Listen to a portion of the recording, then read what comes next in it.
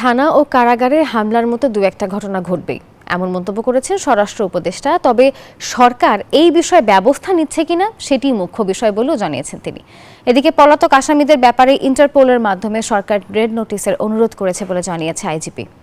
মঙ্গলবার রাতে এভাবে হামলা চালানো হয় উত্তরা পশ্চিম থানায়, করা হয় ভাঙচুর, আহত হন পুলিশ সদস্য।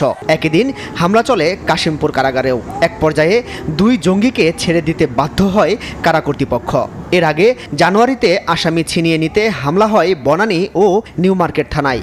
আর প্রকাশ্যে এমন দেশীয় অস্ত্রের মহড়া ছিনতাইয়ে এখনও আশঙ্কায় সাধারণ মানুষ।